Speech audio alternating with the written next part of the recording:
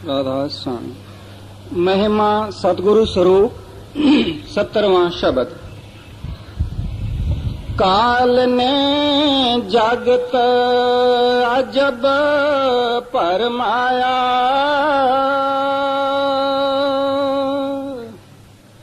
काल ने जगत अजब परमाया।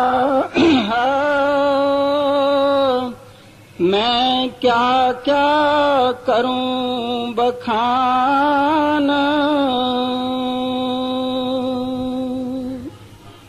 यह बानी हजूर स्वामी जी महाराज की बानी है। आप फरमाते हैं कि काल ने इस जगत को बड़े ही अजीब नमूने से भरमाया है और उसका बयान ऐसा है कि मैं कैसे करूं। हम आम तरह से काल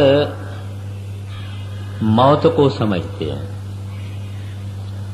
कुछ लोग उसको काल भगवान कहते हैं, अंग्रेजी में उसको नेगेटिव पावर कहते हैं, मुसलमान उनको शैतान या इब्लीस कहते हैं, उनको धर्म राज भी कहते हैं, लेख राज भी कहते हैं, छाया पुरुष भी कहते हैं। सत पुरुष के 16 पुत्र थे, यानी 16 कलाएं थी, उनमें एक कला ये काल है। वैसे काल लफ्ज की माना है वक्त, यानी टाइम। जो आदमी काल के दायरे के अंदर है वो एक दिन जरूर मरेगा। कौन काल के दायरे के अंदर नहीं है, वो फकत एक परमात्मा वाहगुरु सतपुरुष रब अल्लाह हरि गोविंद। उनको गुरु नानक साहब ने इस वास्ते फरमाया अकाल पुरख, यानी वो जो काल से ऊपर है। अकाल यानी वो जो टाइम लेस है, जिसको वक्त नहीं पहुंच सकता है, जिनके लिए हम नहीं कह सकते हैं कि ये 100 बरस का है, 200 बरस का है, 500 बरस का है, हम नहीं कह सकते, क्योंकि वो सतपुरुष अकाल पुरख वाहगुरु हरि रब गोविंद इस काल को पैदा करने वाला है, काल के दायरे से बहुत ऊपर है। स्वामी जी महाराज कहते हैं काल रचा हम समझ बूझ के, बिना काल नहीं खौफ जीव के। स्वामी जी से एक सिख ने सवाल किया कि महाराज ये आपने काल काय को बनाया? कहते हैं मैंने किसी मतलब से बनाया। ये दुनिया वाले नहीं तो डरते नहीं, डरते ही नहीं है। अगर डर नहीं होवे तो गुनाह करेगा आदमी, पाप करेगा, ठगियां करेगा, चोरियां करेगा। कहते हैं फिर इनको सजा कौन देवे? कहते हैं काल देवे। अगर हमको घर में अपने जमीन सफा करवानी है, घर को साफ करवाना है या बाथरूम साफ करवानी है, तो हम जरूर कोई मेहतर रखते हैं। तो मालिक ने इस तरह से ये दुनिया को डर में रखने के लिए काल को रचा। इस वास्ते स्वामी जी महाराज कहते हैं कि काल रचा हम समझ बूझ के, बिना काल नहीं खौफ जीव के। अगर काल जो कुछ है नहीं होता तो ये सृष्टि पता नहीं क्या हो जाती। खैर, तो ये काल, इनको काल भगवान भी कहते हैं। ये त्रिलोकी का नाथ है। 1.25 लाख रूहों को यानी शरीरों को रोज खाता है। कबीर साहब जी महाराज कहते हैं यानी सारी सृष्टि में 1.25 लाख जीव मरते हैं। उसमें मच्छर भी आ गया, मक्कर भी आ गया, घोड़ा भी आ गया, कुत्ता भी आ गया, बिल्ला भी आ गया, क्योंकि ये सब काल के रचना के अंदर है। और कबीर साहब जी महाराज कहते हैं जगत चबीना काल का, कुछ मुख में कुछ गोद। कहते हैं हम सब काल का खाजा है, माना खाने की चीज है। काल कुछ लोगों को खा रहा है, चबा रहा है, कुछ उसके गोदी में है, कुछ अलग रखे हैं। तो जो चबा रहा है वो आदमी आज इस वक्त मर रहे हैं। सारा जहान है, इतना बड़ी दुनिया है, इसमें कई लोग मर रहे हैं रोज 1.25 लाख। कुछ उसमें गोद में हैं जो कल मरेंगे। अभी हमको पता नहीं है कि हम उसके गोदी में हैं या हम अलग रखे हुए हैं, कौन अलग है कौन उसके गोदी में है, लेकिन इतना जरूर मालूम है कि क्यू में हम खड़े हैं।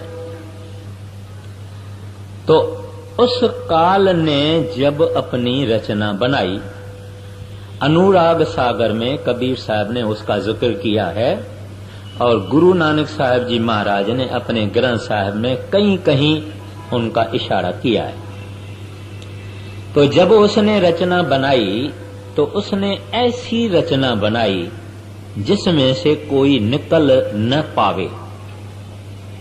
तो उसने शरीर कितने नमूने के बनाए, एक हमारा फिजिकल बॉडी या स्थूल शरीर, दूसरा इसके अंदर हमारा एस्ट्रल बॉडी,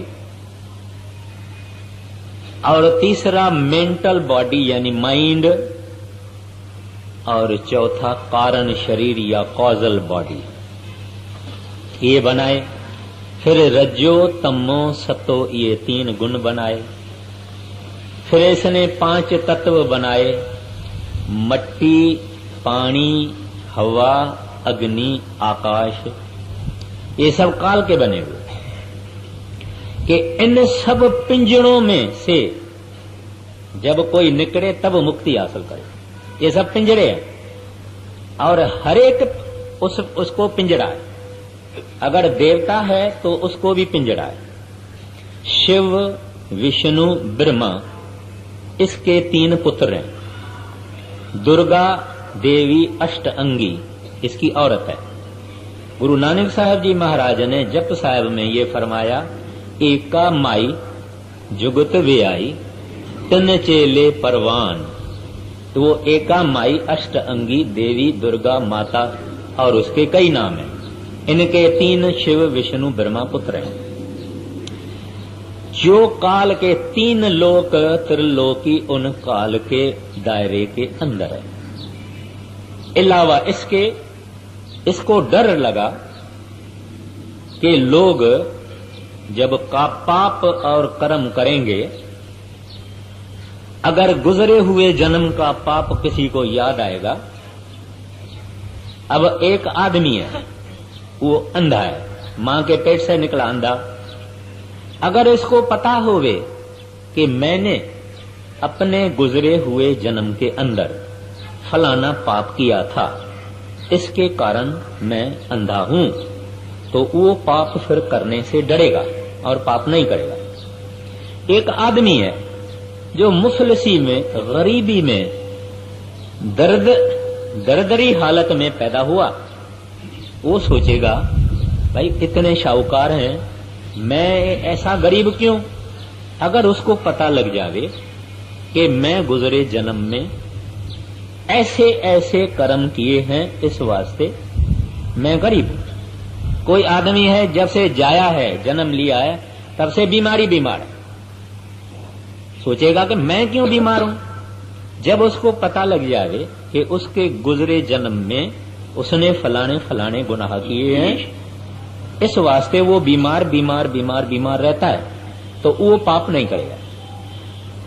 अब काल ने देखा कि ऐसे लोगों को अगर अपने गुजरे जन्म का पता लग जाएगा तो वो शुद्ध, नेक, पाक, साफ रहेंगे और आहिस्ते आहिस्ते निर्मल होकर परमात्मा के पास चले जाएंगे। तो उसने भगवान की बड़ी भक्ति की और भगवान से 3 वर मांगे। एक वर ये मांगा कि लोगों को अपने गुजरे हुए जन्म की कोई याद नहीं होवे, नंबर 1। नंबर 2, जिसको मैं जिस जूनी में रखूं वहां वहां वो खुश रहे। इसका क्या मतलब है कि अगर आप किसी मनुष्य को कहो, एक छोटी सी कहानी शास्त्रों में आती है।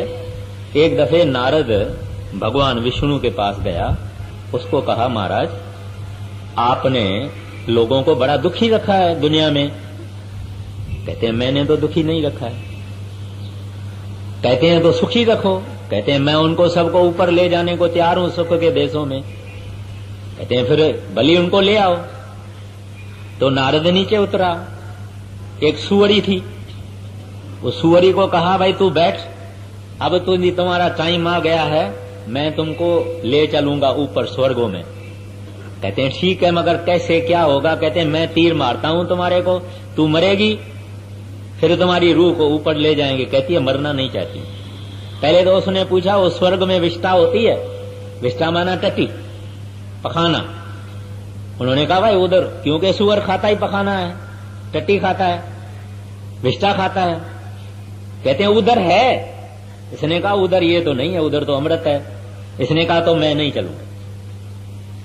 इस तरह से हर एक इंसान, एक दफे का जिक्र है, पहाड़ों में एक जगह सत्संग हो रहा था। वहां एक अभ्यासी था, सूतार था, न एक माई थी बूढ़ी। वो बैठे बैठे सत्संग में कहती है कि महाराज जी आ गए हैं, मुझे अंदर दर्शन हुआ है, मैं तो जा रही हूं और मुझे हुक्म है कि कोई और भी आवे तो साथ ले आओ। कोई तैयार है? माई सत्संग में कहती है कि कोई तैयार है? तो एक तरखान था, तरखान यानी कारपेंटर यानी सूतान। उसने कहा माई मैं चलने को तैयार हूं, मेरे को दुनिया में कोई सुख नजर ही नहीं आता। बाकी कोई नहीं उठा और 5 मिनट के अंदर वो माई ने भी चोला छोड़ा वहां सत्संग में और उस तरखान ने भी चोला छोड़ा। अभी कहने का मतलब क्या है कि कोई तैयार नहीं है यहां से जाने के लिए, कोई नहीं। किसी को कहो, अगर समझो कोई कहता है भाई चलो तैयारी करो, बोलेगा नहीं भाई अभी तो मेरी जवानी है, अभी तो कुंवारा हूं। अगर बोलेगा शादी की हुई तो ही बोलेगा अभी तो बच्चे भी नहीं हुए हैं, अभी तो बाल भी मेरे सफेद नहीं हुए, कुछ दुनिया का मजा तो लेने को दो। खैर, तो काल ने दूसरा वर ये मांगा कि जो जहां है वहां खुश रहे, माना उस जूनी को छोड़ना नहीं चाहिए। तीसरा ये वर मांगा कि तुम्हारे संत जन जब इस दुनिया में आएंगे तो कोई करामात यानी मिरेकल, यानी कुछ ऐसा दिखाना अजीब गरीब के लोग एक मरे हुए को जिंदा कर देवे तो उस गांव के आदमी सब सत्संगी बन जाएं, बोलेंगे हमको नाम दो। तो उसने तीसरा वर ये मांगा कि आप जब इस दुनिया में आएंगे तब कोई करामात दिखा के दुनिया वालों को यहां से नहीं ले जाएंगे, करामात मना है। ये 3 वर मालिक ने उसका माना क्योंकि काल ने मालिक की भक्ति की। अब ये सारा जेल खाना उस काल का बना हुआ है। संत करामात दिखा नहीं सकते, माना कर सकते हैं कुछ भी, मगर सिख के प्राइवेट लाइफ में करेंगे, अंदर से करेंगे, पब्लिक नहीं करेंगे। यानी अब भजन अभ्यास करके, गुरु की शरण लेके भजन अभ्यास करके ही जाना है, ऐसा वर काल ने मांगा। तो कोई भी, चाहे देवी चाहे देवता, ये सब त्रिलोकी के अंदर है। चाहे जितनी भी शिवपुरी, ब्रह्मापुरी, इंद्रपुरी, कई सटल रीजन्स हैं, एस्ट्रल रीजन्स हैं, ऊपर है, नीचे नीचे, मगर वहां भी जाके आदमी को फिर मरना पड़ता है, यानी अपने अच्छे कर्मों का फल वहां भोग के फिर आएगा। कोई काल के दायरे से नहीं बच सकता। ऋषि मुनि बड़े बड़े भी हमने देखा है, औरतों ने गिरा दिया, किसी को मेनका ने गिरा दिया, किसी को अप्सरा ने गिरा दिया, किसी को किसी ने गिरा दिया, किसी को किसी ने गिरा दिया। ये सब काल के अंदर है।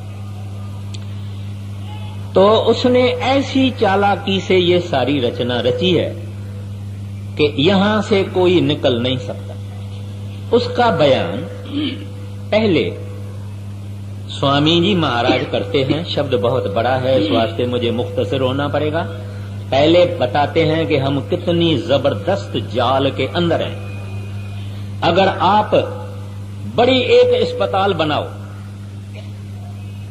5 करोड़ रुपया खर्चा करके, बड़ा नेक काम है, अच्छा काम है, करना चाहिए, मगर उस अस्पताल बनाने का फल भोगने के लिए आपको इस दुनिया में फिर आना पड़ेगा। आप किसी को खून करो, जुल्म करो, अत्याचार करो, उसका भी फल भोगने के लिए इस दुनिया में आना पड़ेगा। माना जिसने बड़ी अस्पताल बनाई उसको फल तो मिलना चाहिए, उसकी शायद खुद तंदुरुस्ती अच्छी होगी, शाहूकार होगा, अमीर होगा, कुछ भी होगा, मगर फल भोगने के लिए फिर आना पड़ेगा। बुरा करेगा उसका भी बुरा फल भोगने के लिए आना पड़ेगा। और आप जितनी रचना आप देखते हैं, दुख सुख अमीरी गरीबी मुफलसी अक्ल बुद्धि बेवकूफी, ये सब हमारे किए हुए कर्मों का फल है। अच्छा करने से भी दुनिया में आके अच्छा फल भोगना पड़ता है, बुरा करने के लिए भी इधर दुनिया में आके बुरे फल भोगने पड़ते हैं। और ये कर्मों का जो उसने जंजीर बनाया काल ने, वो ऐसा है कि एक जमींदार के खेती में अगर गेहूं काट के साफ करके रखी है, भाई लाड़ियां आएगी ले जाएगी। दूसरे जमींदार के खेती में भी गेहूं तैयार रखी है, अगर हवा उड़ी, हवा लगी, एक जमींदार के खेती से दूसरे के खेती में अगर गेहूं उड़ गई तो इसका भी हिसाब उसको देना पड़ेगा। हद है कि नहीं? महाराज श्री कृष्ण गीता में कहते हैं कि एक युग में किया हुआ पाप दूसरे युग में भी भोगना पड़ेगा। ख्वाहिश क्या चीज होती है? ख्वाहिश। हम लाखों ख्वाहिशें करते हैं। जब राजा रामचंद्र दशरथ की दरबार में गया, सीता का स्वयंवर हुआ, तो बड़े खूबसूरत थे, विष्णु के अवतार थे राजा रामचंद्र जी। तो सीता की सहेलियां बैठी थी, लड़कियों को सहेलियां तो होती है। उन्होंने जब राम की सुंदरता देखी, उसके जबान से निकल कहा, आहा क्या खूबसूरती है, काश हमको भी ऐसा पति मिले। इतना उसका खाली ख्वाहिश, जिसको हम डिजायर कहते हैं, इतनी ख्वाहिश करने से उनको क्या फल मिला कि जब युग बदली हुआ तब वो कृष्ण की गोपियां बनी और राम कृष्ण बन के आया। खाली ये ख्वाहिश की कि काश हमको भी ऐसा पति मिले। राजा रामचंद्र ने बलि को पीठ में तीर मारा। इसका फल ये हुआ कि दूसरे युग में वो भील बन के आया और महाराज श्री कृष्ण के पांव में तीर मारा। महाराज श्री कृष्ण का देहांत उस कारण हुआ था। यानी अवतार भी इस कर्म के चक्कर के अंदर है। इतना जबरदस्त जंजीर काल का है। ये हालत देख के गुरु नानक साहब महाराज जी ने फरमाया, बाबा जग फा था महाजाल। मेरे लफ्ज नहीं है, मैं नहीं कहता हूं, गुरु नानक साहब जी के ये वचन है। कहते हैं ये बेचारे बड़े जबरदस्त जंजीर के अंदर फंसे हुए। तो ये जिक्र करते हैं पहले, उसके बाद में फरमाते हैं कि ये हालत जगत की देख के संत और महात्मा इस दुनिया में वक्त ब वक्त प्रकट होते हैं, जो उस दयाल के अवतार हैं। काल के अगेंस्ट में दयाल है। इस्लाम की भाषा में कहते हैं शैतान अल रहमान, जो रहीम है, दयालु है, कृपालु है, वो दयालु वाहगुरु है, परमात्मा है। और ये शैतान जो इंसान को परमात्मा से दूर रखे। तो इस वास्ते जब गुरु नानक साहब जी महाराज ने देखा कि काल की जबरदस्त जंजीर है, इसने इस वास्ते फरमाया कि बाबा जग पाता महाजाल। फिर आते ही किसी और जगह कहते हैं काल को लेखराज कहा जाता है। लेखराज इस वास्ते कहा जाता है, वो कह लेखा मांगता है। कहता है देव भाई, अच्छा किया है फल ले ले, बुरा किया है फल ले ले। उसके पास लेखा है, इंसाफ है, अदल है। तो शाह साहब सिंध के कामिल फकीर हुए हैं, वो कहते हैं अदल छुटा न आऊं फेरो कज फजल जो। हे प्रभु, हे वाहगुरु, इंसाफ नहीं करना, न्याय नहीं करना।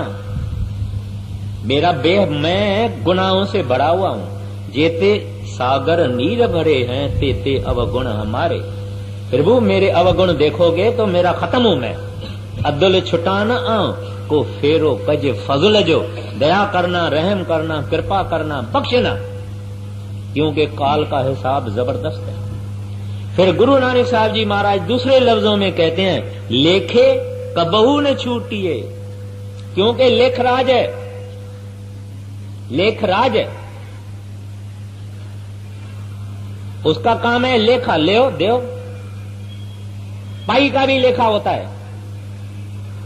इस वास्ते कहते हैं लेखे कबहू न छूटिए, खिन खिन भूलन हार, बख्शन हारा बख्शिल, नानक पार उतार। तो वो दया करने वाले, रहमान अल रहीम, करुणा के सागर, बख्शंद, सद बख्शंद सदा मेहरवाना, वो सतपुरुष है, वाहगुरु है, दयाल है। और उनके प्रतिनिधि यहां संसार में संत जन। तो यहां फिर महाराज जी पहले काल का सारा जिक्र बता के उसके बाद में वो दयाल पुरुष कैसे यहां आता है संतों के चोले में, और क्या हमको करना चाहिए, ये उन्होंने ये कहा है। तो थोड़ा सा इसके अंदर सख्त कलामी है, लेकिन उसमें मेरा कोई दोष नहीं है, क्योंकि संत फिर डरते नहीं है। संत जो सच है वो सच बता देते हैं। कहते हैं काल ने जगत अजब भरमाया, मैं क्या क्या करूं बखान। कहते हैं ये सारी त्रिलोकी उस काल ने बनाई है और हर एक को मुसीबत में पाया हुआ है। सारी दुनिया उसको ही पूजती है, पूजती उसको है, उसके हुक्म में चलती है। अगर कोई आदमी मेरी निंदा करे, मुझे आके कोई सुनावे, तो तुम्हारी भाई ऐसी निंदा फलाने आदमी ने की है, तो मेरा इमीडिएट रिएक्शन क्या होगा कि मैं उसके अवगुण तलाश करूंगा। उसका नहीं तो उसके बाप का, उसके भाई का। हम उसकी 5 और खराबियां तलाश करके मैं उसकी निंदा करूंगा, क्योंकि काल का रिप्रेजेंटेटिव एजेंट मन हमारे अंदर बैठा हुआ है, जो माफी देना नहीं चाहता है। वो बोलता है इसने मेरी क्यों की, मैं भी इसकी करूंगा, थोड़ा सा ज्यादा ही करूंगा। वो हमारे अंदर बैठा हुआ है और उनके पर और 5 एजेंट हैं, काम और क्रोध और लोभ और मोह और अहंकार। ये हमारे अंदर काम कर रहे हैं, हर एक के अंदर काम कर रहे हैं। एक आदमी बूढ़ा है, 60-70 वर्ष की उम्र है, 50-55 वर्ष की उम्र है, जा रहा है, एक खूबसूरत स्त्री देखता, उसको आंखें फाड़ फाड़ के क्यों देखता है? जवान भी देखता है, बूढ़ा भी देखता है, मध्यम उम्र का भी देखता है, सब क्यों देखता है? क्या बात है? उसके घर में नूह है, उसके घर में अपनी धी है, क्यों देखता है? उसको अपनी धी नहीं याद आती है? हम दुनियादार कई ऐसी चीजें करते हैं, कभी हमको ये ख्याल नहीं आता कि हमारे घर में भी बहू हैं, बेटियां हैं, लड़कियां हैं।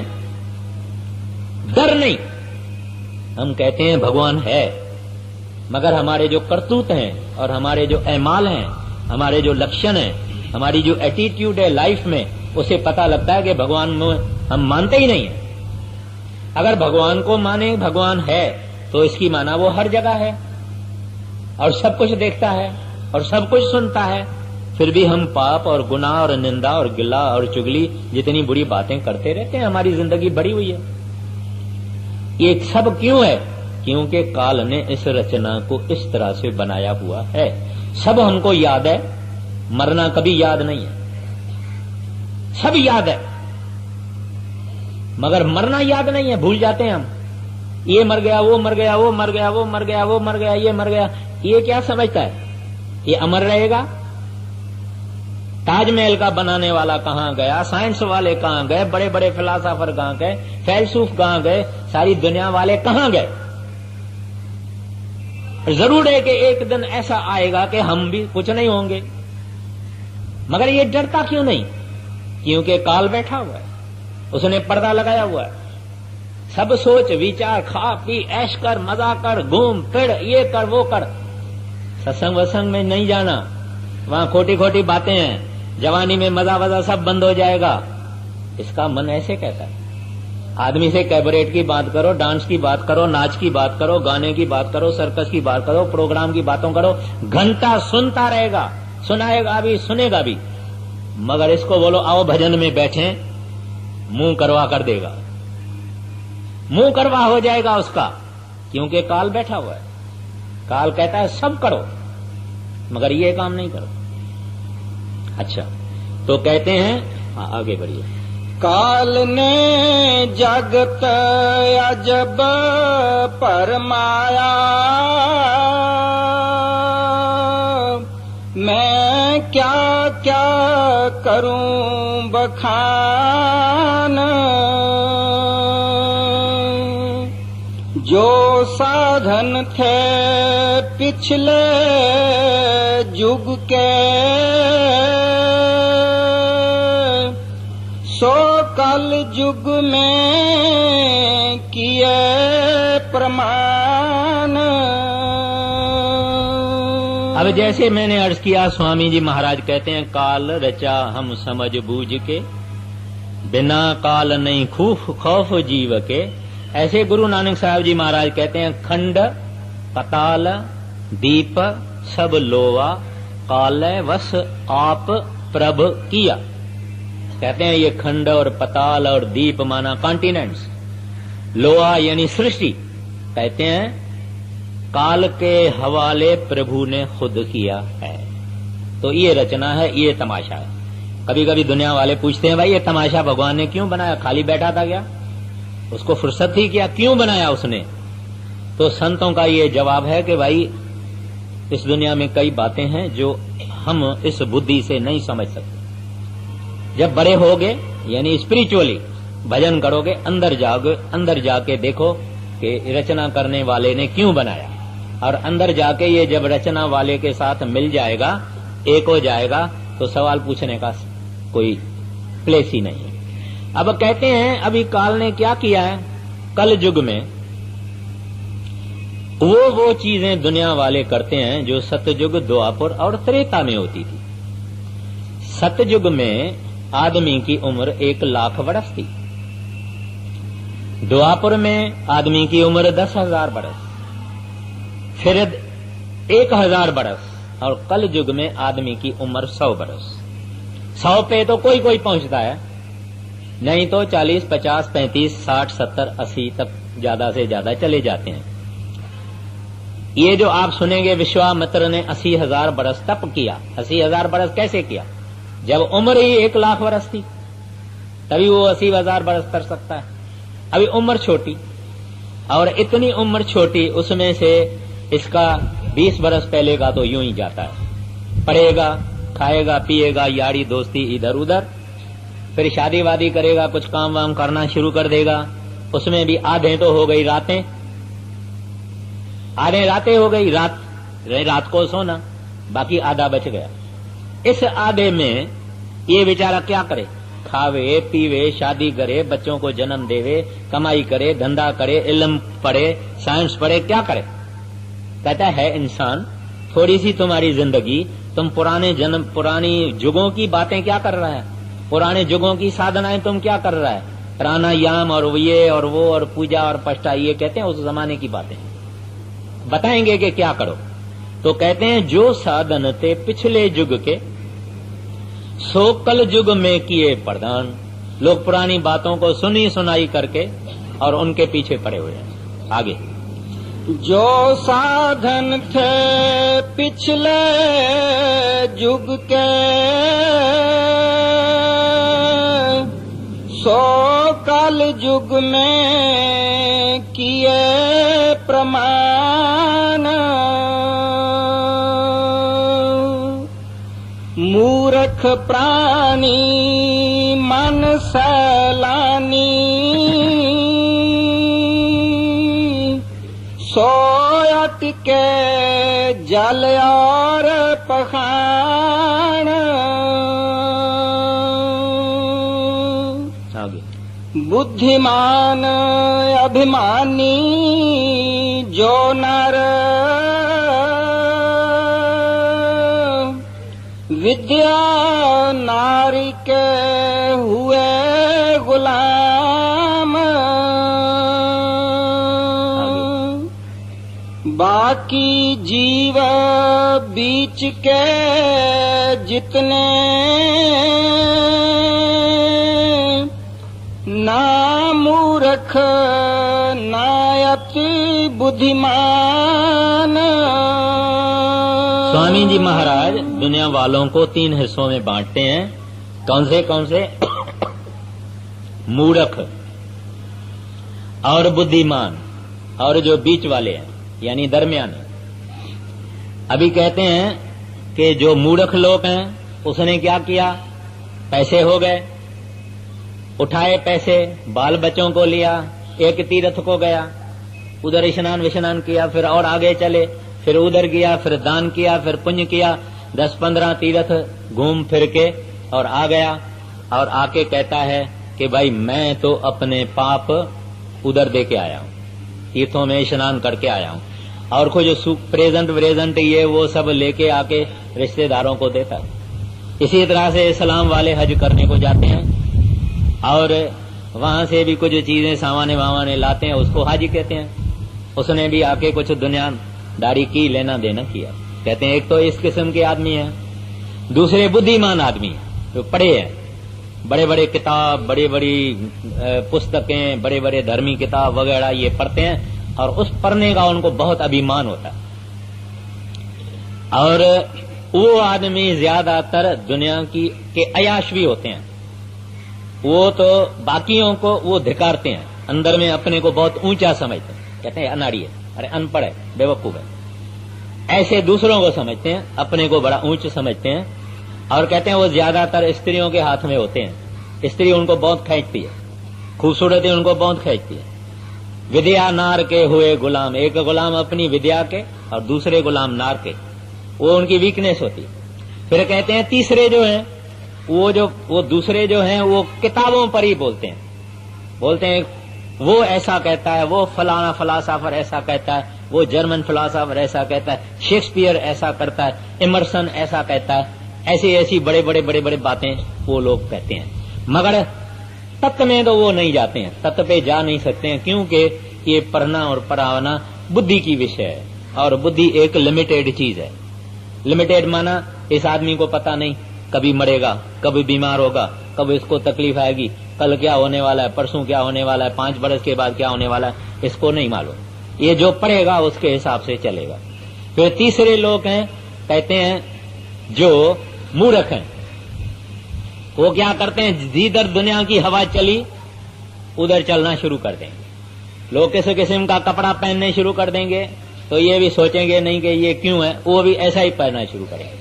कोई रंग एक खास मशहूर हो गया, प्रचलित हो गया, उस रंग के कपड़े ये भी पहनना शुरू करेंगे। जो चाल दुनिया चलेगी, कभी इधर कभी उधर, दुनिया के हवा से वो लोग चलेंगे।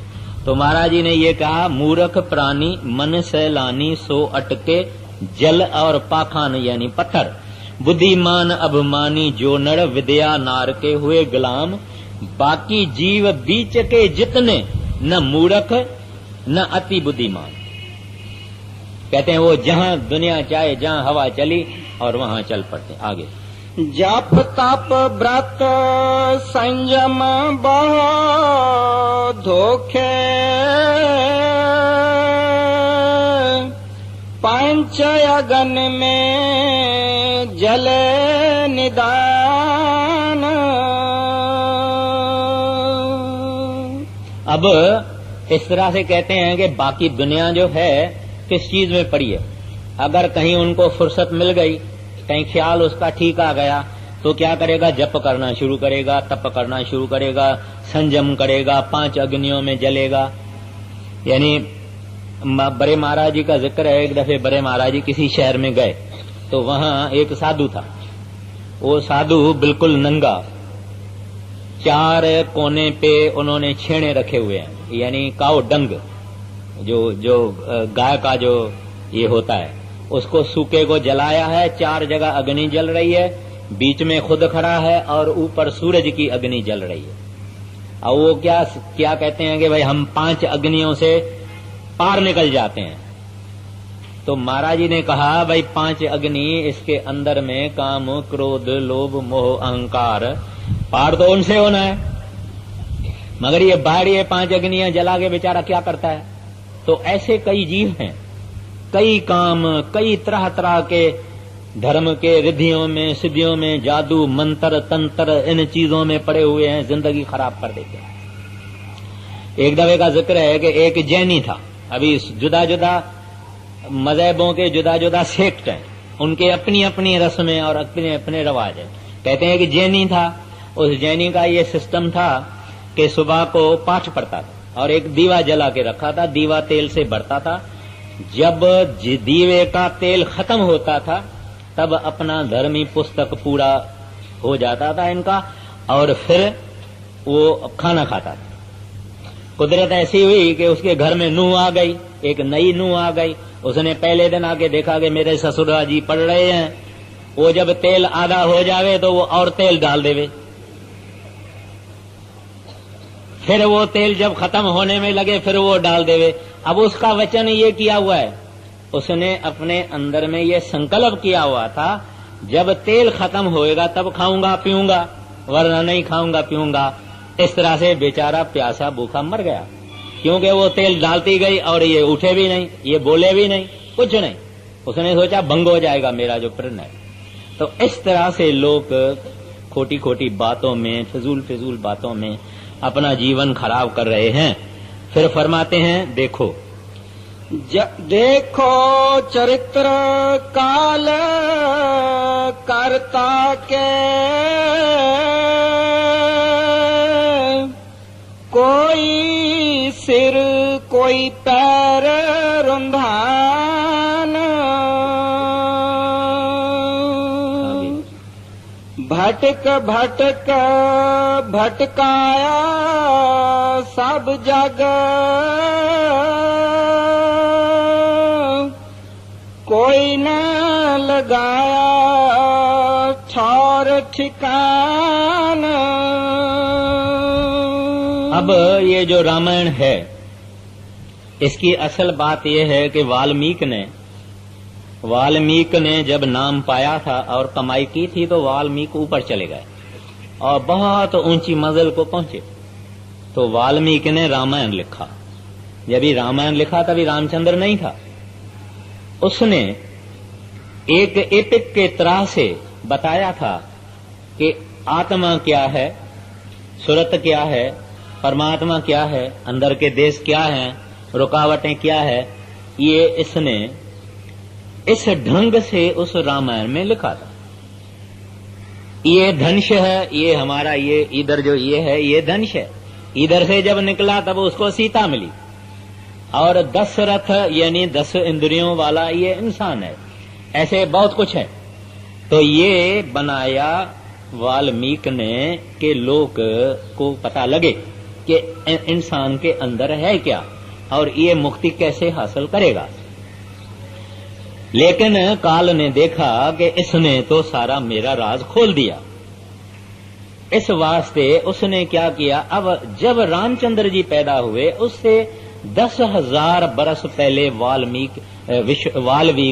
ने रामायण लिखा है।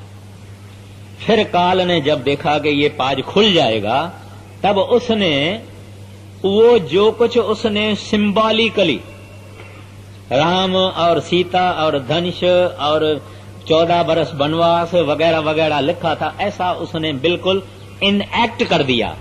यानी दुनिया के अंदर वो व्यक्तियों को पैदा करके और वो सारा ड्रामा उसने संसार में कर दिया। अब अगर कोई आदमी राम राम कहता है, तभी वो सोचता है राजा रामचंद्र का पुत्र दशरथ सीता का पति। लेकिन नहीं, राजा रामचंद्र त्रेता युग में आए और सत्य युग में भी लोग राम राम की भक्ति करते थे। राम लफ्ज की माना है जो रम्या हुआ होवे, वन हु परवेट्स एवरीवेयर, जो जरे जरे में रम्या हुआ है वो राम। तो वो इनसे पहले राम थे, उससे पहले राम की भक्ति थी। अभी गुरु नानक साहब जी महाराज ने ग्रंथ साहिब में और संतों की बाणी, जहां राम है वहां राम वो राम है जो परमात्मा है, जो वागरू है, जो रब है, जो हरि है, जो अल्लाह है, जो गोविंद है, जो सब जगह में रम्या हुआ है, उसका जिक्र है। लेकिन राजा रामचंद्र का जिक्र नहीं है। तो ये सब काल भगवान की होशियारी है, जिससे कहते हैं देखो चरित्र काल करता के, कोई सिर कोई पैर रुंदान, भटक भटक भटकाया सब जग, कोई न लगाया ठौर ठिकान। हर एक आदमी को आपने देखा है ना, जब घोड़े की रेसेस होती थी, अभी पता नहीं किस और नमूने की हो गई है, तो घोड़े को आगे रुकावटें रखी जाती थी। कोई छोटी दीवार बनाते थे तो घोड़ा उसके ऊपर छलांग लगा के जावे, फिर कुछ पानी रखते थे, घोड़ा छलांग लगा के जावे। ऐसे इस इंसान को कई रुकावटें हैं। हर एक इंसान के सामने पहले तो स्त्री रख दी है, बोले तो इधर से तो निकल, फिर तुम्हारा पता लगेगा। तो कहां निकले? स्त्री आ गई तो बच्चे आ जाएंगे, बच्चे आ जाएंगे, उसके नाती हो जाएंगे, जवाई हो जाएंगे, ये सब हो जाएगा, बड़ा बड़मंडल हो जाएगा। जंजाल इसका बढ़ गया, जंजीर बढ़ गई। इसने सोचा था कि घर में रोटी अच्छी मिलेगी, आराम से मिलेगी, सेवा वेवा होगी, मगर इसने ये नहीं सोचा था कि गले में भी गलाबंदी भी हो जाएगी, हाथ कड़ी भी हो जाएगी, गर्दन भी बंद है और पाए भी बंद, सब कुछ बंद हो जाएगा।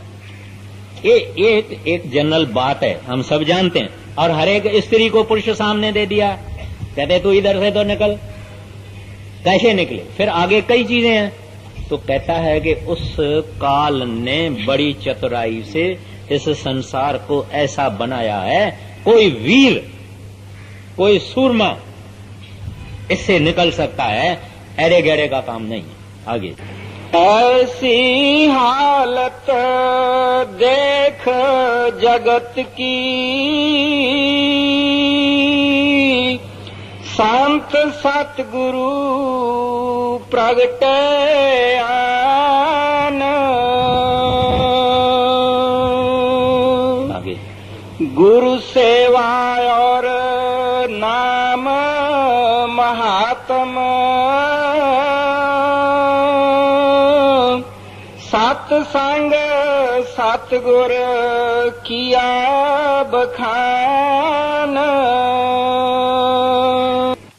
अब जब ये संसार की हालत देखी कि ये दुनिया इस तरह से फंसी हुई है, ज्यादा से ज्यादा आदमी कहता है मैं पूजा करता हूँ, दान करता हूँ, पुण्य करता हूँ, नेक हूँ, पाक हूँ, श्रेष्ठ हूँ, बुरा काम नहीं करता हूँ, सब अच्छे ही काम करता हूँ।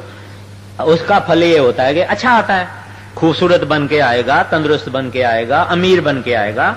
आप दुनिया में देखेंगे थोड़े ऐसे लोग हैं जिनको रिलेटिवली सुख है संसार के मुकाबले में, और कईयों से वो सुखी है। तंदुरुस्ती भी है, बाल बच्चे भी अच्छे हैं, धन भी है, बुद्धि भी है, इल्म भी है, दुनिया में कुछ इज्जत भी है। ये वो लोग हैं जो लोग अपने गुजरे हुए जन्मों में नेक पाक रहे हैं, डू गुड और बी गुड के तरह से रहे हैं। लेकिन ये सतोगुण के अंदर आ जाता है और ये भी एक जंजाल है। और वो जो ऐसे आदमी हैं, ये पावर में आ जाते हैं जब राजाएं महाराजाएं हो जाते हैं, वजीर मिनिस्टर हो जाते हैं, बड़े बड़े करोड़पति इंडस्ट्रियलिस्ट हो जाते हैं, बड़ा इनके पास धन हो जाता है, और उसका फल ये हो जाता है कि ये लोग ताकत वाले हो जाते हैं। कोई औरत देखी, कोई स्त्री देखी, अपना एजेंट भेज दिया, ये दिया, पैसा दिखा के, ये करके वो करके उसको हासिल कर लेते हैं। पाप कौन करते हैं? गरीब क्या पाप करेगा? अमीर पाप करते हैं, शाहूकार पाप करते हैं, बड़े बड़े जिनको उसके तकदीर ने, कर्मों ने ऊंची पदवी पे रखा है दुनिया के, वो बड़े बड़े पाप करते हैं, जो चाहते हैं करते हैं, और पैसे से क्या नहीं होता। ऐसे वो फिर ज्यादा गुनाह करके करके करके फिर नीचे गिरते हैं, फिर उधर से कर्म करके अच्छे अच्छे फिर ऊपर जाते हैं। पावर इंटॉक्सिकेट्स। इस तरह से ये संसार में इंसान की जिंदगी साइकिल पे गोल चलती है। और पंजाब में कहते हैं तपो राज राजो नरक। इसने तप किया, मेहनत की, परिश्रम किया, राजा बना। जब राजा बना तब बुरे बुरे फेल किए। अब देखिए कई कई राजाएं हैं 20-20 शादियां की, 20-20 तो शादियां की होगी, बाकी पता नहीं उस लोगों ने क्या क्या किया होगा। उनके हरम हरीम में और अंदर महलों में कई कई पता नहीं स्त्रियां हैं। ये सब धन वाले आदमी कर सकते हैं, मगर ये गुनाह है। गुनाह से फिर नीचे चला जाता है, फिर आहिस्ता आहिस्ता आहिस्ता फिर ऊपर आते हैं, फिर नीचे जाते हैं, फिर ऊपर आते हैं। इस तरह से ये सिलसिला संसार का चल रहा है। तो ये संत महात्मा प्रभु दयालु मेहरबान हुए, इन्होंने कहा ये बेचारे ये तो समझते भी नहीं है कि हम ऐसे जंजीरों में हैं। इनको तो पता भी नहीं है कि विष्टा में जन्म हुआ, विष्टा में खेल रहे हैं, विष्टा में मर जाते हैं। तब उनको दया आई, और दया आई तो संत रूप करके इस दुनिया में वो आए। माना आते रहते हैं। जैसे शैतान की ताकत भी चालू है, ऐसे दयाल और रहमान की ताकत भी चालू है। ये एक दूसरे के विरुद्ध चल रहे हैं। हमको संत उपदेश क्या करते हैं? अब क्या फरमाते हैं? ऐसी हालत देख जगत की, संत सतगुरु प्रगटे आन, और गुरु सेवा और नाम महात्म, सत्संग सतगुरु किया बकान। कहते हैं उन्होंने हमको उपदेश किया, भाई तुम सब चीजों को छोड़ दो, तुम तत्व पर आओ, तुम विचार करो कि चीज क्या है, असल क्या है, अर्थ क्या है। तो उन्होंने कहा 3 चीजें मुख्य है। पहले सत्संग, दूसरा सतगुरु, तीसरा सतनाम। अभी जो संतों का सत्संग है वहां फकत परमात्मा की बड़ाई, वाह गुरु की बड़ाई, अकाल पुरुष की बड़ाई, हरि की बड़ाई, गोविंद की बड़ाई। दुनिया से हमारा ख्याल वो दूर करते हैं, हमको बताते हैं कि तेरे अंदर तुम ऐसे फंसे हुए हो और सच्ची मुक्ति इस तरह से मिलेगी। और ये भी कहते हैं, अभी जो लोग भाग जाते हैं, पहाड़ों में भाग जाते हैं, बयाबानों में भाग जाते हैं, पति औरतों को, औलाद को छोड़ के भाग जाते हैं, साधु जाके बनते हैं, ये भी काल की होशियारी है। क्योंकि उनका मन उसको अंदर बैठ के उसको कहता है अरे वैराग और त्याग, और वैराग और त्याग नहीं। वैराग और त्याग तो एक मन की अवस्था है।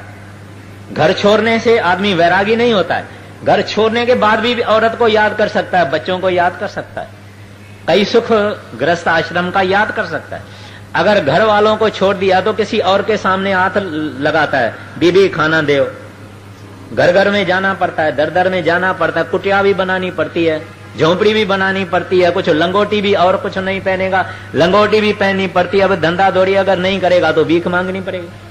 लेकिन संत कहते हैं प्यारा नहीं, अपने घर में रहो, बाल बच्चों के बीच में रहो, लेन देन भी करो, मगर साफ करो, शुद्ध करो, पवित्र करो, हक हलाल की करो। और सब कुछ करते हुए कुछ वक्त उस साहब ने, उस परमात्मा ने, जिसने तुमको इस संसार में भेजा है, उसको दो। तो पहले कहते हैं सत्संग। सत्य यानी truth, eternal, ever lasting, permanent, वो है परमात्मा। संग यानी उसकी सोबत। कहते हैं अब तू उस बाकी चीजों को छोड़ दे, सत्य की सोबत कर। जो हकीकत है, जो ट्रुथ है, उसकी सोबत कर, परमात्मा की सोबत कर, रब की सोबत कर, वागड़ू की सोबत कर।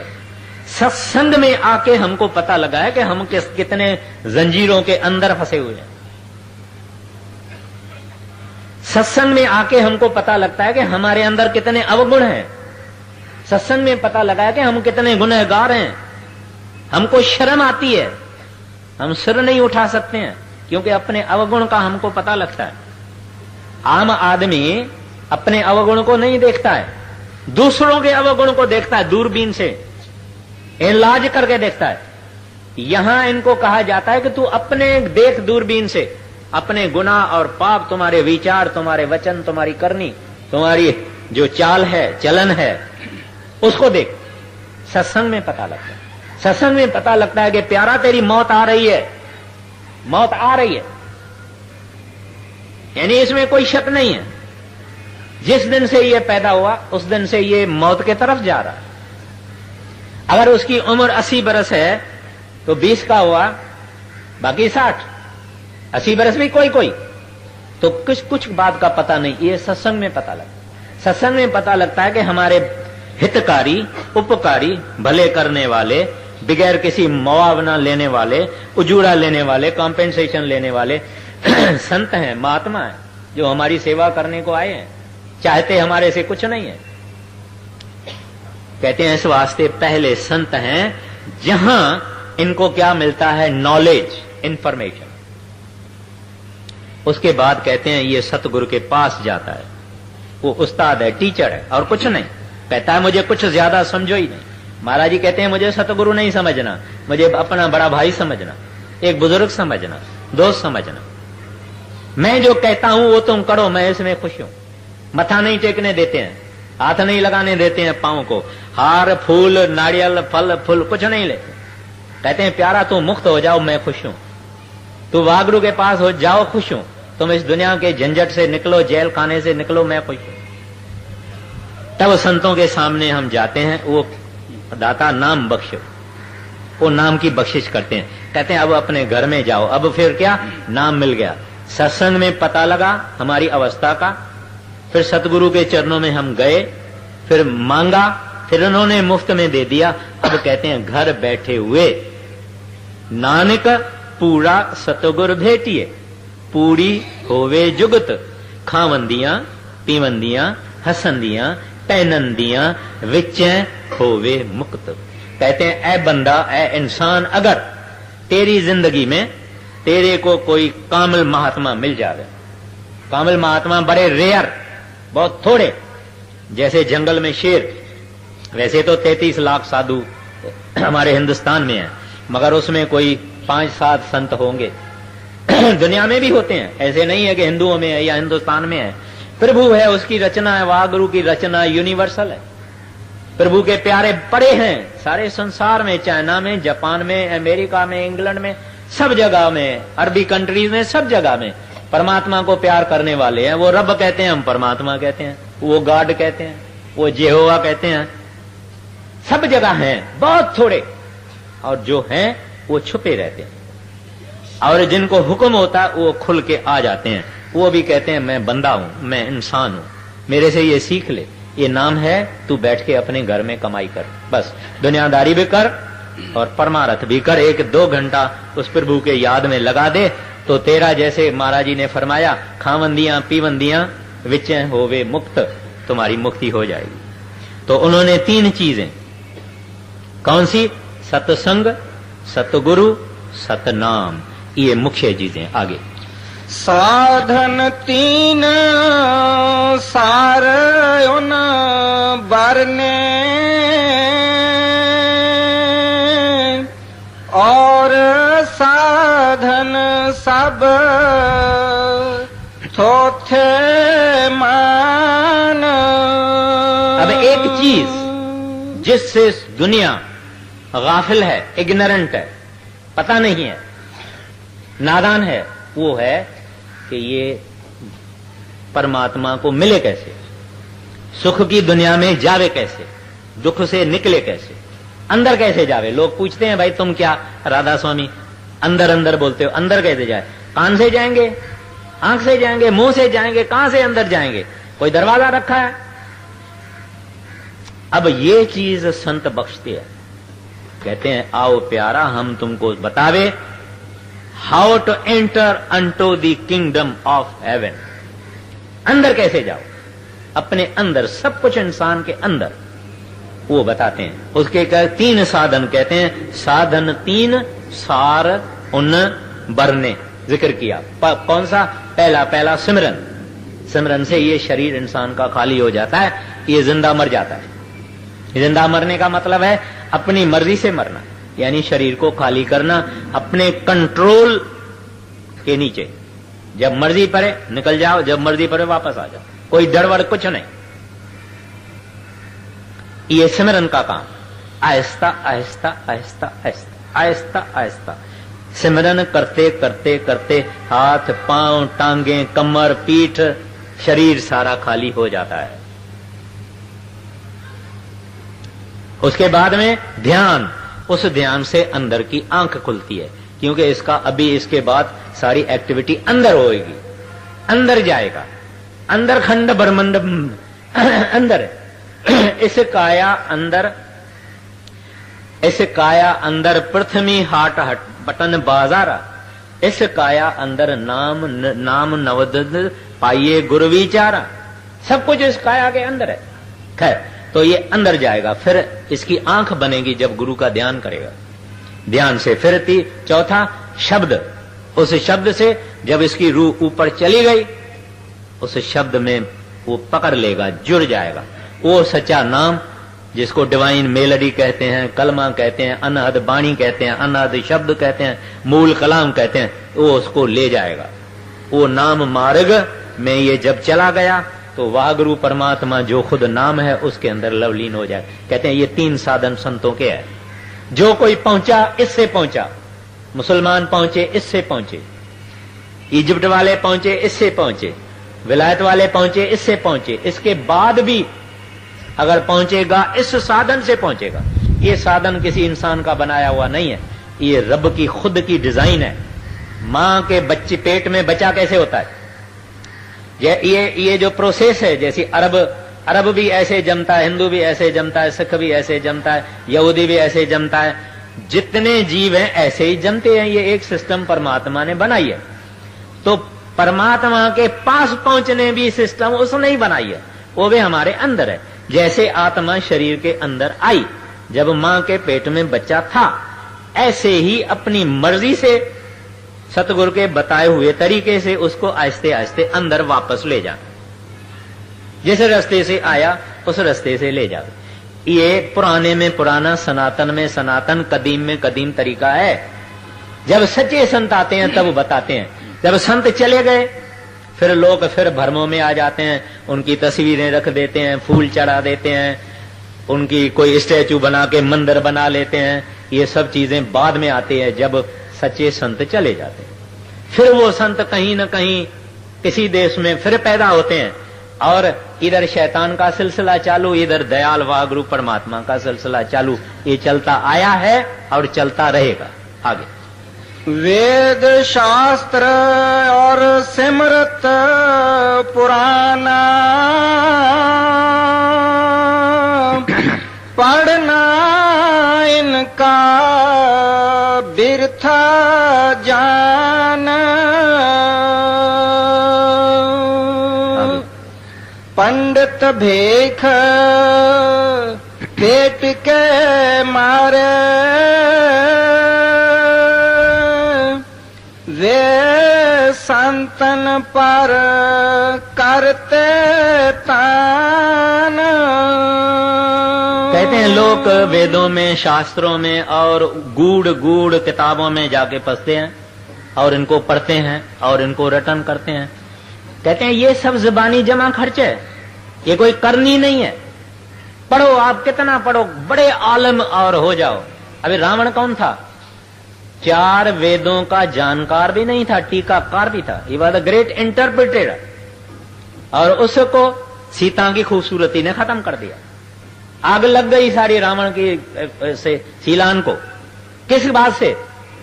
इतना पड़ा हुआ 4 वेदों का, अपने घर में खूबसूरत स्त्री बैठी हुई है, उसको सीता की खूबसूरती ने खींच लिया, खत्म हो गया, लंका जल गई। तो पढ़ने से क्या होता है? पढ़ना कुछ और चीज है और करना कुछ और चीज है। कर्मकांड कुछ और चीज है, परमार्थ कुछ और चीज है। इस तरह से शाह साहब सिंध के कहते हैं, रोजा ऐं निमाजू ई पिण चंगो कम पर उहो को ब्यो फहम जैसा पसंद प्रिय जो। कहते हैं ये चीजें अच्छी है, ठीक है, नेक पाक बनो, लेकिन प्रीतम को अगर देखना है, परमात्मा का दीदार करना है, कहते हैं वो चीज और है। तो यहां गुरु नानक साहब जी ने भी ये कहा है कि भाई पढ़िए जेती बरस बरस, पढ़िए जेती सास, पढ़िए जेती आरजा, पढ़िए जेती मां, नानक लेखे एक गल। कहते हैं जो चीज लेखे में आएगी वो एक गल, और हमें जखण जाख। कहते हैं वो एक गल क्या है? उस परमात्मा से इश्क करना, वागड़ू से इश्क करना, उसको दिल में चाहना और उसकी भजन करना, कमाई करना। कहते हैं लेखे में वो जाएगी और कुछ नहीं जाएगा। हाँ जी। हितकार संत उन्हें समझावे, वे मानी नहीं माने आन। अभी संत जब इस संसार के अंदर आते हैं, जो सच है ये बताते हैं, और फिर भी इन लोगों को अपने विद्या का बड़ा अहंकार होता है। कहते हैं अरे ये रविदास चमार, अरे वो जो जूता बनाता है, अरे जिसको दस्तखत भी डालने को नहीं आती है, इससे हम क्या बहस करेंगे? न इन्होंने शास्त्र पढ़ा, न इन्होंने वेद पढ़ा, न किताब पढ़ा, न कुछ पढ़ा, ये संत कैसे हो गए? ऐसी अप्रोच होती है इन विद्या वालों की। लेकिन संत कुछ चीज ही और है, इनका पढ़ने पढ़ाने से कोई हिसाब नहीं है। गुरु साहबान पता नहीं मुझे कौन सी पातशाही थी, वो उसके पास मेरा ख्याल है 5वीं पातशाही थी या और कोई पातशाही होगी, उनके पास एक पंडित आ गया, बड़ा आलिम। कहते हैं दुनिया आपको बहुत मानती है और मेरे को आपसे बहस मुबाहिसा करना है, शास्त्र अर्थ करना है। गुरु साहब ने कहा, अरे भाई सुनो तो सही, मैं तो संस्कृत भी नहीं जानता हूं, तुम्हारे शास्त्र तो सब संस्कृत में है, मैं तुम्हारे से बहस मुबाहिसा क्या करूंगा, छोड़ो बात को। कहते हैं नहीं, सारी दुनिया आपको मान रही है और इज्जत करती है, तुम्हारा नाम लेती है, मेरे को देखना है, शास्त्र अर्थ में आपको हराना है। गुरु साहब ने कहा, अच्छा भाई अगर तुम इतना जिद करते हो तो ये हमारा ये जो पानी भरने वाला है, ये पानी भरने वाले से करो, जो बहस मुबाहिसा करना है उससे करो। अब एक आदमी था, टूटे फूटे कपड़े थे, प्रेमी था, बड़ा भक्त था, पानी भर भर के और डालता था और संगत की सेवा करने वाला था। महाराज जी ने उसको बुलाया। वो जो पंडित था वो अंदर में कहता है, ये क्या बात है, और खुद तो मेरे से बात ही नहीं करता, अभी ये पानी भरने वाला मेरे से क्या बहस करेगा। खैर उसको महाराज जी ने बुलाया, बुला के बैठाया, उसको कहा, भाई तू सुन, तू इसके साथ शास्त्र अर्थ कर, और साथ में अपनी दृष्टि भी लगा दी। दृष्टि लगा दी तो वो आदमी ऐसी बातें उस पंडित को सुनाई। पंडित कहता है, तोबा, मत्था टेक दिया, कहता है जिसका दर का पानी भरने वाला ऐसा है, वो खुद क्या होगा। तो ये पढ़ने पढ़ाने की कोई सवाल ही नहीं है, वो तो बुद्धि की विषय है, ये विषय अंदर की है, कमाई की है, हासिल किया हुआ है, आदमी बना हुआ है, यानी पापी से देवता बन गया, मट्टी से सोना बन गया। वो बातों से नहीं बनता है, करनी से बनता है। ट्रांसफॉर्मेशन जो इंसान के अंदर आती है, ये करनी से होती है, अभ्यास से होती है, साधना से होती है। ये साधना के लिए हमको संत कहते हैं, प्यारा तू 2 घंटा रोज रोज दे। आदमी अगर एक ऊपर जाना है, मंजिल है, उसको 1 लाख टप्पे हैं, यानी पौड़ियां हैं, स्टेप्स हैं। अगर हम चढ़ना शुरू करें 1, 2, 3 रोज रोज रोज रोज, एक दिन जरूर पहुंचेंगे, लेकिन हमारा कदम चालू हो, एक दिन जरूर पहुंचेंगे, मगर कदम हम उठाएं ही नहीं तो कैसे पहुंचेंगे। और वो पहला कदम है भजन में बैठना। और अंदर जाने की कोशिश करना, साधना करना। फिर ये आदमी जैसे बुल्ले शाह कहते हैं, हुण मैं हो गया हौर दा हौर। बुल्ले शाह पंजाब के मशहूर मुसलमान फकीर हुए हैं, बहुत कामिल। पहले तो सैयद थे और आराई एक फकीर था इनायत शाह, उससे नाम लिया था, उसकी रहमत थी, इसने अपनी कमाई की। जब कमाई की, कमाल को पहुंचा, तब कहता है हुण मैं हो गया हौर गिदा हौर। कहता है मैं कुछ और चीज बन गया हूं, मैं कुछ निराली चीज बन गया हूं। I am something different, I am something new. क्यों भाई? कहते हैं मेरे गुरु के कारण। जब इसके अंदर में ये हासिलात हो जाती है, तब वो गुरु गुरु गुरु गुरु कहता है। अभी तो नहीं, अभी गुरु की कदर नहीं है। जब गुरु अर्जन साहब की ये हालत हो गई, तो कहते हैं गुरु गुरु गुरु गुरु कर मन मोड़, गुनु बिना मैं नाही होड़। पलटू साहब की जब ये हालत हुई, कहते हैं नाम के रे प्रताप से भये आन के आन। कहते हैं इस नाम के कारण, कहते हैं मैं कुछ और ही बन गया। क्यों? ये गुनाहों से बड़ा हुआ पापी, पतत, विचार अशुभ, वाणी अशुभ, करतूत और ऐमाल और एक्शन गंदे। इसको जब गुरु नाम बख्शे और ये कमाई करे, इसको रंग लग जावे, ये बदल जाता है, ये सोना हो जाता है, मट्टी से सोना बन जाता है। ये कोई कामिल कर सकता है, ऐरे गहरे का काम नहीं है। सिख भी कामिल होवे, ऐसी बात नहीं है, सिख भी कामिल होवे। अगर गुरु कामिल है तो सिख भी कामिल हो। गुरु अंगद साहब भाई लैणा चौधरी, लैणा भी कामिल सिख था, गुरु के शरण में आया फिर गया नहीं। गुरु अमरदास साहब भी कामिल सिख था, गुरु की शरण ली फिर छोड़ा नहीं। 12 बरस 72 बरस की उसकी उम्र थी। 84 तक उन्होंने अपने सतगुरु के लिए, उम्र कितनी होती है? 72 बरस का आदमी कितना बूढ़ा होता है। उसके बाद 12 बरस वो सुबह 3 बजे उठ के अपने सतगुरु के लिए नदी से पानी भर के उसको स्नान करवाते थे, पानी पीने के लिए ले आते थे। तो गुरु सिख भी ऐसा चाहिए, अधिकारी सिख चाहिए, तब उसको रंग लगता है। मगर जो सिख लेना ही नहीं चाहता है, एक बर्तन लेके अगर हम मांगने को जावे तो बर्तन तो सीधा रखना चाहिए ना, हमारा बर्तन ही उल्टा पड़ा हुआ है। गुरु डाले किसमें, चीज आवे किसमें? तो सिख भी ऐसा चाहिए जिसके अंदर में रंग लगा हुआ हो। कबीर साहब के गुरु कौन थे? रामानंद, स्वामी रामानंद। उसको जब रंग चढ़ गया, कहता है अब कित जाइए रे घर लागो रंग। कहते हैं अब कहां जाऊं, कौन से तीर्थ पे जाऊं, किस जगह पे जाऊं, किसके पास जाऊं? कहते हैं मेरे को वो रंग मस्ती चढ़ी हुई है, क्या करूं, सह नहीं सकता है। कित जाइए रे अब लागो रंग। वो रंग जब इंसान को चढ़ जाता है, संसार में रहता है छुपा हुआ, बाल बच्चों की परवरिश भी करता है, नेक पाक रहता है, अपने दिन गिनती करता है। जब वागड़ू बुलावा बोलेगा मैं तैयार हूं, बिस्तरा मेरा गोल है। कहता है पाशाओं का पाशा, मैं तैयार हूं, आपने सब बख्शा है। मैं एक गुनहगार, पापी, पतत, नीच से नीच, आपने दया की है, इस मट्टी को सोना किया है। और ये सोना इस वास्ते आपके चरणों में मैं रखता हूं, अर्पण करता हूं, कृपा करो, इसको मंजूर करो। ये संत मत। अब ये शब्द आधा हुआ है, शब्द आधा हुआ है। अभी जब भी कभी मौका आएगा उसके बाद में फिर मैं शब्द आधा लेऊंगा। राधा स्वामी।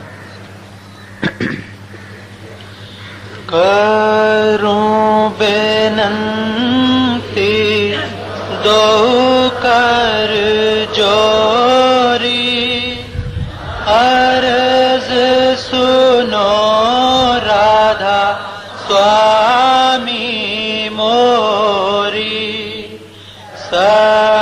सतपुरुष तुम सतगुरु दाता, सब जीवन के पिता और माता। दया धार ना कर लीजे, काल जाल से न्यारा कीजे। सतयुग त्रेता द्वापर बीता, काहू न जानी शब्द की रीता।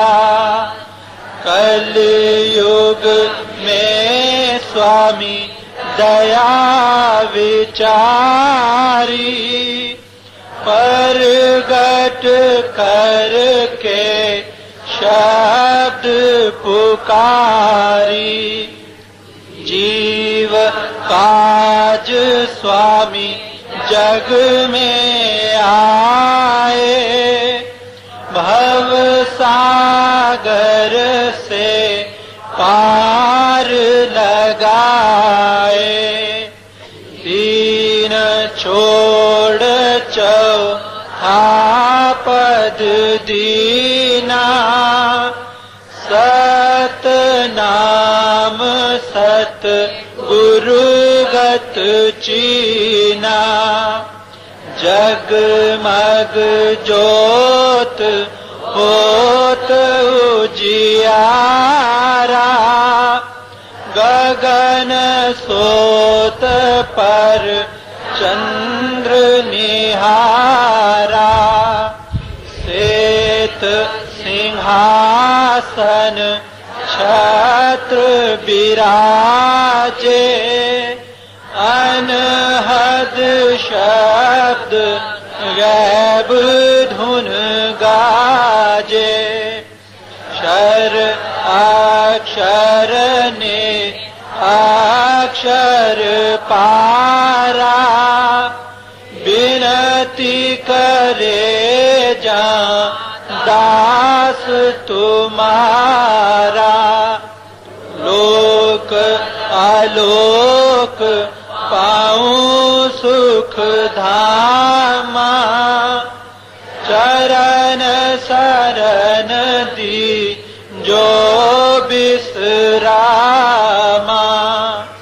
करूं विनंती दो कर जोरी स्वामी, दो कर जोरी। अरज सुनो राधा स्वामी, सतगुरु मोरी। राधा स्वामी। भाई एक दो विनती है, कृपा करके सुनिए। जिन लोगों ने दिसंबर महीने में चेक के जरिए सेवा दी थी, उनकी रसीदें ब्याज से आ गई है। अंदर दो आदमी बैठे हुए हैं, उनसे आप जाके लें। और आते हुए इतवार को, रविवार को भी वो रसीदें मिल सकती है। उसके बाद में रसीद यहाँ नहीं मिलेगी, सत्संग के दफ्तर में फेरोशा मेहता रोड पर मिलेगी। दूसरा, महाराज जी का जो टूर का प्रोग्राम है मार्च और अप्रैल का, वो है 7-8 दिल्ली, 7-8 मार्च दिल्ली, 14-15 मार्च सिकंदरपुर, 14-15 मार्च सिकंदरपुर। फिर 25-26 अप्रैल दिल्ली, 25 और 26 अप्रैल दिल्ली। ये कागज वहां नोटिस बोर्ड में भी लगाया गया है, लेकिन मैंने सोचा कि आपको अर्ज कर दूं। जो सेवादार 26 जनवरी को गेट टुगेदर पर चले थे, वो कृपा करके हाल में जाके मिस्टर गोपीचंद को मिले। बिछाई के सेवादार भी कृपा करके श्री फकीर चंद को सत्संग के बाद मिले। विछाई के सेवादार भी सत्संग के बाद फकीर चंद को मिले। 26 जनवरी पर जो सेवादार गए थे, वो मिस्टर गोपीचंद को हाल के अंदर मिले। राधा स्वामी।